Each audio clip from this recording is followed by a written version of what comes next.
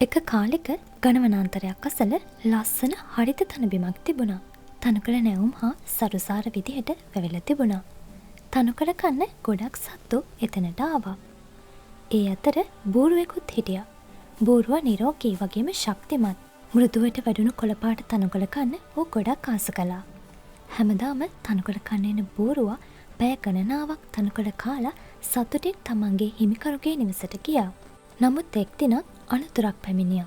එම වනාන්තරයේම කුසගින්නෙන් පෙළෙන වෘකයෙක් ජීවත් වුණා. ඌ ආහාර සොයමින් සෑම දිනකම ඇවිත ගියා.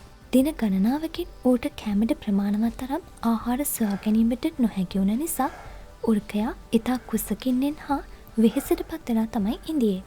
දිනක් වෘකයා වනාන්තරයෙන් පිටතට පැමිණි වෙලාවක තනකොළ බිමේ තනකොළ කමින් ඉඳිය බූරුවාව දැක්කා. බූරුවා නිදහසේ තනකොළ කමින් සිටිය අතර බේ වූ බවක් පෙනුනෙත් නැහැ. වෘකයා සතුටින් මෙහෙම හිතුවා. මොනතරම් හොඳ අවස්ථාවක්ද.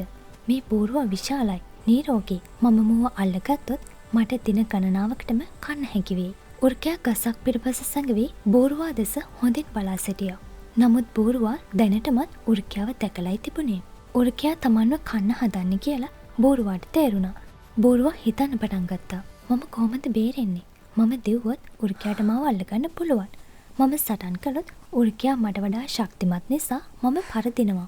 ටික වෙලාවක් කල්පනා කළාට පස්සේ බූරුවා දක්ෂ සැලැස්මක් හැදුවා. බූරුවා එක පාරටම කොර ගහන්න පටන් ගත්තා. කකුල රිදෙනවා වගේ, කකුල කොර වෙලා වගේ පේන සැලැස්සුවා. වෘකයා මේක දැකලා ළඟට ආවා. එයා ඇහුවා, "ඔයාට මොකද උනේ? ඇයි ඔයා මෙහෙම ඇවිදින්නේ?" බූරුවා කිව්වා, "මගේ කකුලේ ලොකු කටුවක් කැනිලා. ඒක ගොඩක් රිදෙනවා. මට හරියට ඇවිදින්න බෑ." ඊට පස්සේ බූරුවා කිව්වා, "ඔයාට මාව කන්න ඕන නම් කරුණා කරලා මුලින්ම කටුව ඉවත් කරන්න.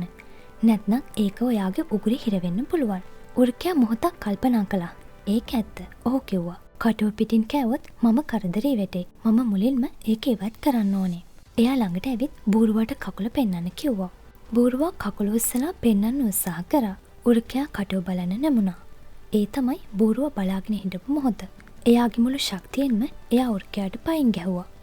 වෘකයා ඈතට වැටුණා. වෘකයාගේ ඔළුවටත් ගැහුවා. වෘකයාට කරකැවිල්ල දැනුණා. නැගිටින්න බැරි වුණා. එයා නැගිටිනකොටත් බූරුවා ඈතට දුවගෙන ගිහින් තිබුණා.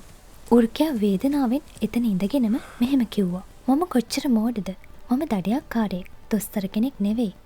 මම මට අදාළ නැති වැඩක් කරන්න ගිහිල්ලා අන්තිමට මගේ කෑමත් නැති කරගත්තා." ඉතින් මේ පාඩම හොඳින් හිතට ගත් වෘකයා වේදනාවෙන් එතනින් ඉවත් වෙලා ගියා.